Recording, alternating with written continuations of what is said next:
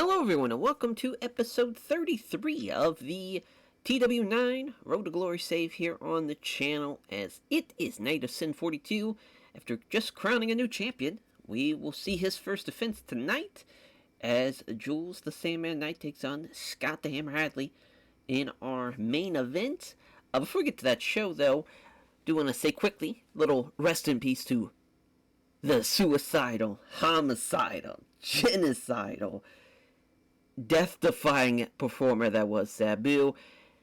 I mean, as far as if you were to look at a talent in the American wrestling scene of any period in time, really, and you took a look at what they were doing as far as the scene itself before them, and then just quickly while they got into the prime of their really career, how much of a shift in not only the culture, the presentation, the things that were being done in the wrestling world.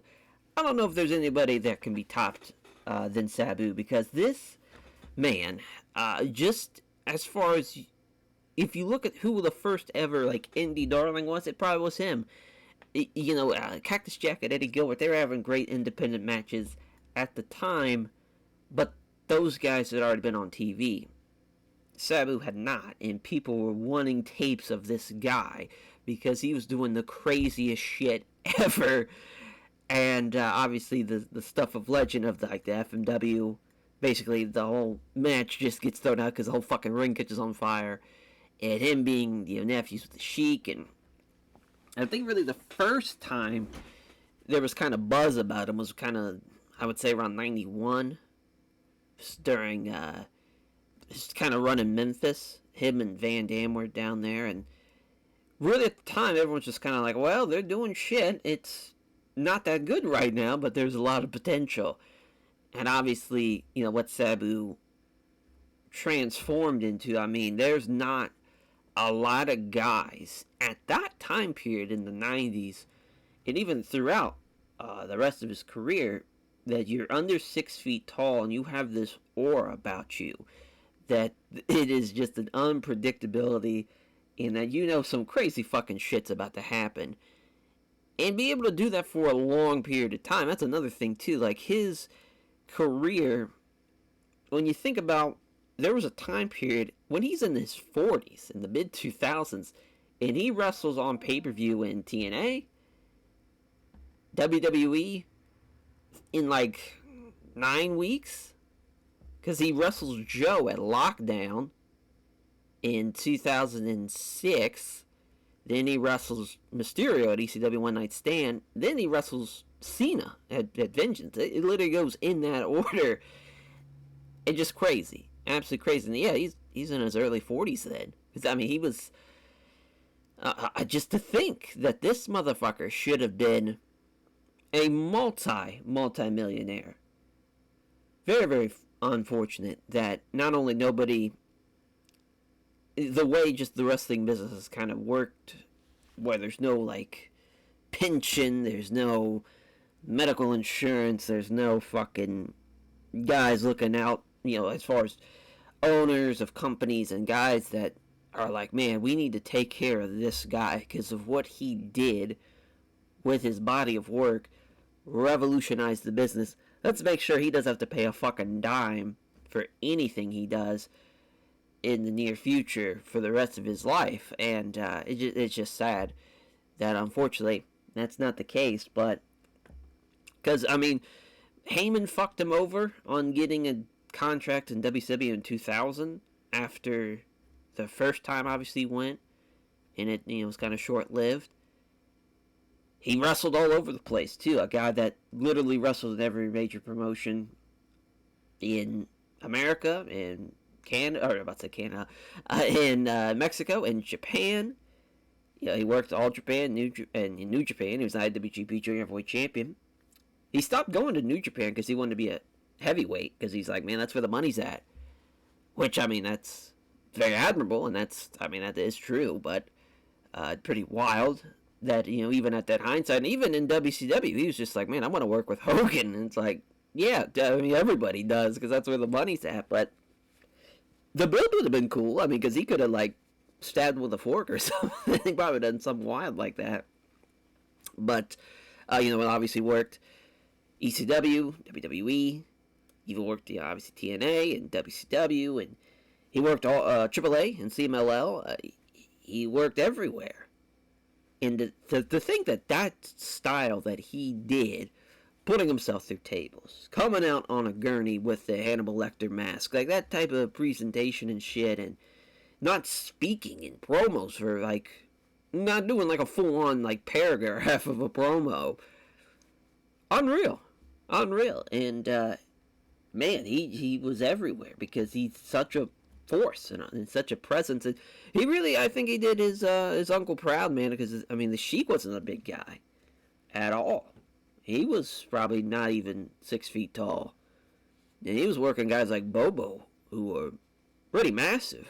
And he wouldn't bump. He was a guy that had this aura and this respect that this motherfucker is out of his mind. And so did Sabu. And obviously, the tales that are going to live in infamy from his barbed wire death matches, even his most recent match, which is, I mean, what a way to go out. That is definitely a Sabu way to go, to have your final match be a barbed wire death match. Just a talent that I think history will obviously be quite kind to him, because people will keep what he did alive, and what he has done for wrestling can't be overstated enough, because a guy that does all that for years and years, so many major moments. Obviously, the Terry Funk match with, him taping up his fucking bicep with tape and keeping going. Ben Wall breaking his neck and coming back from that. Still doing the fucking triple jump moonsault. That phenomenal leg drop he did on Raw on Cena through the announce table. That was crazy. Doing the triple jump. Or actually, it would be a double jump, because Cena was, he didn't jump over him. So yeah, just the double jump from the chair to the ropes to then the announce table on live TV. You only got one shot of that. Yeah, boy, if he would have fucked that up, that would have been real bad. But luckily he didn't, and he nailed it. And man, it sucks. I would say I'm happy that he did get to have a moment of getting his flowers during WrestleMania weekend, so he was alive to see that. Also a great Twitter follower too, man. It's so funny, a guy that you never really heard talk would be hilarious. He was quite funny, quite sharp too, which is obviously with a guy that probably had the amount of damage done to his body. Brain was still fucking sharp though. He was a funny guy. Just it sucks. Sucks. But as far as his spirit and what he did for wrestling, I mean, before Sabu and then after Sabu, those early 90s of American wrestling, it's so night and day from the early 90s to the late 90s, and a lot of that is because of him and guys like Mick Foley and Terry Funk and what they were doing. But goddamn, unreal. It's crazy too. I just saw he had a dark match on Raw in like 93 with him and Scott Taylor.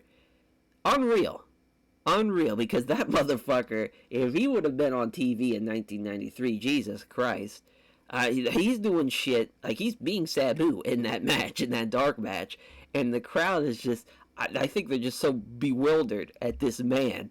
Just like, holy shit. Like, they're not really making a whole lot of noise, but they definitely could have, if given, obviously, the opportunity to get to know in the presentation. I mean, even though Heyman fucked him over majorly. Because if I had to guess, too, he probably told The Office when he signed in 2001 not to bring him in during the ECW invasion. Because that sucks, too, because that probably would have been a great payday for him. And he was still in his 30s. Then he wasn't like in his 40s like it would be 5-6 years down the road. It's tough. Obviously, then he, and also too when they did the ECW invasion on Raw in the late 90s, when he fell off the goddamn arm. Another highlight of his career. But man, a one in a million. Nick Mondo kind of followed in that path, at least tried to, but his body just could not keep up with what he was doing. And plus, he did not have that type of. It's a different type of aura that Sabu had. That a guy that his size just did not have in that point in time in wrestling. Because again, it's not like it was like the 60s or 70s where kayfabe was a little bit more protected, so you could have these guys feel like they're dangerous stars, like an Abdul the Butcher, like the Sheik, and to be able to do that in the 90s and even the mid 2000s and not be thrown as a joke by the smart fans, crazy. That shows you how talented he was. But yeah, as far as for the show, Night of Sin 42, we have 6 matches, which we always that's our kind of bread and butter right now. It's a 6 matches card. We've given a couple of people the night off already, so we don't need to worry about that too much. There's a couple guys I want to keep just for them to show up for the pre-show training drills. They want us in Salt Lake, and again, that's not happening. We are at the Piper Casino forever. And we'll skip the booking meeting. Locker room incidents. Heartbreaker wants to hang out backstage. Are you cool? No, he's a bully, but let's see. Yeah, professional. Ooh, yeah, very strong. So he's a highly strung guy. Sure. I mean, he's a vet. Maybe some guys. Oh man, Hiromaru Suzuki almost fought Kinoshi Kawamura, which is a new signee. Hiromaru Suzuki in the actual C versus Hiromaru, but I feel like Hiromaru, like that's not like a traditional like Japanese name, so we went with Hiromaru instead. So yeah, he caused some damage, refused to pay for it. And yeah, we'll fine him. Feel like that's fair. And then the safety training drills, 5 people showing up for that. Oh, Rodney Brook created a great atmosphere backstage when he pulled off a great rib, rather, and got everyone laughing afterwards. Good shit. So yeah, we could skip the addressing the locker room speech. We're gonna have a much better show than what this was last year, because man, our main event, Scott Hammer Hadley, Jules the Sandman Knight. And we, in fact, will have a new champion in 3 minutes. I mean, this motherfucker is like Prime Tyson out there. But obviously, maybe not Prime Tyson since he's not a boxer. Trying to think, I guess Tom Aspinall. Because he's getting people the fuck out of there at a high level very quickly. And, obviously, champion. He's the man. He is the man. And he's beating Jules Knight, which Jules Knight gonna have the shortest reign ever. No defenses as well. Obviously a 2-time champ. But to go from guys having belts for 200 days, 100 days, and 365 days to now doing it to where we got 2 reigns below 90 days. Feel like it's going pretty well for us. So that's good. But yeah, new champ. Scott Hammer Hadley in our main event. Then our co-main event, we're going to have Danny King versus Mario De Silva, 2 undefeated fighters, 2 new fighters that have joined us, 2-0 and 1-0 respectively for each guy. And Mario De Silva is going to be 3-0. Huge win there. Then we're going to have Christopher Ball and Stipe Miocic, which Christopher Ball is now going to be 5-3 in 1. Stipe Miocic will be below 500 now with 3-4. And yeah, that should be a good little matchup. As Suguro Kikuchi and Quick Kick Nikeo, as Sugurio's going to get his first win. But yeah, we're bringing a lot of Japanese talent. Every time I feel like we're able to get a signee, which Hiromaru Suzuki, he's been a guy that's a hard-hitting 260-pounder, which is a very giant Japanese man. Yeah, he was a part of the Inspire crew in the mid-2000s, and yeah, just, he was not able to do anything since they closed, and then he was independent guy. Then he got signed by OPGH Dub, Burning Hammer, but not Pure fucking Gloriana Wrestling, yeah. But yeah, I mean, as far as what talent is doing at this time, to bring in a 40-year-old that has that type of experience is pretty huge, and his popularity in Japan obviously very big. Not in the States, though. That's why we got him for a bit of a deal, but he is still pretty good. He should do pretty well in this matchup against Nate Jordan, which we haven't seen Nate Jordan the whole time this year. So his return matchup in an opening contest, Igor Rosa and Buzz Reed, which Buzz is going to get the win. Both guys with 2 wins, but Hurricane Igor Rosa is going to get his 5th loss. Yeah, I think we're actually going to switch that. I think we're having Nate Jordan and Hitomaru Suzuki. Oh, they have Hitomaru. Yeah, Hitomaru Suzuki open up the show. I think we're getting a pretty good show, though, on tap for this one. And really, now, the future, Night of Sin 43, we have, Night of Sin 43 and 44. And then we, of course, will have the Kumite show. The idea is we have, obviously, Mario De Silva's now 3-0 after tonight. Al Coleman, I want him to be 3-0 on the next show. And basically, when June comes around, probably June, have those two wrestle. Winner that takes on the champion, if it's going to be Scott Adley or not at that time, who knows. But winner that will take on the champ at Kumite. So we'll actually have a championship matchup at the Kumite show. So that'll be nice. But yeah, I mean, Denny King, unfortunately, is going to get his first loss. At least we're going to see as far as Sajuri will get his first win. And yeah, and again, we still got, as far as the bounce back for Snyder, and we'll probably see the bounce back for Jules Knight in the upcoming, days now as far as shows. After the champ loss, we like to give him the next show off to kind of, cool down a little bit. That's why Snyder's not on the show, but yeah, I think we're good to go.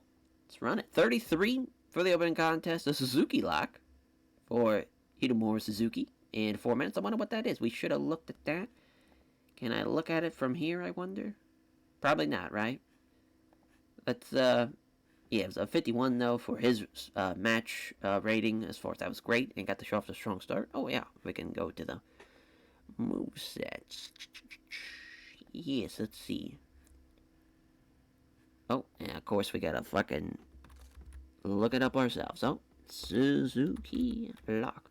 Elevator Boston Crab, we don't really need a Boston Crab for what we want to do.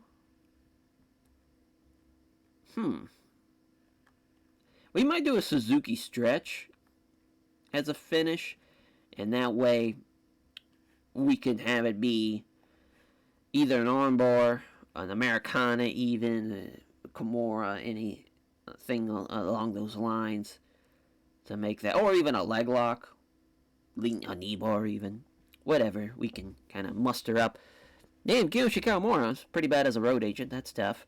But Buzz Reed gets the win in 3 minutes. Gets the win in that one. But yeah, not a great matchup, unfortunately. I do want to make sure... yeah, he was going to be the agent for that. Yeah, I want to make sure that he is not the agent for the main and co-main. But he can agent this next match, though. Yeah, that'll be fine. Yeah. Cool. Alrighty. Yeah, Sujiro Kikuchi beating Quick Kick Nikeo, the step over leg bar from Sujiro Kikuchi, getting the win. Crowd not really into this, but man, performance-wise, obviously Kikuchi very, very talented with a 56. 42 for Quick Kick Nikeo. And a 56 here as well. The Uma Plata from Christopher Ball, getting the win in 5 minutes. Another submission win. So many submission wins tonight. And Mario De Silva gets one as well. It gets the submission victory with a Kimura. Obviously, with a Brazilian Jiu-Jitsu background. I like this matchup, too, because it was a striker versus grappler. Very much the essence of what we want to do here at Sin City Grappling. And, grappling's getting the job done. And then in our main event, Scott Hammer Hadley knocks him out. Basically, he gets a hold of him, gets the takedown, fucking gets mount, fucking hammer fist him to death. That's exactly what we get. Yeah, at least Hadley doesn't shoot right off the rip.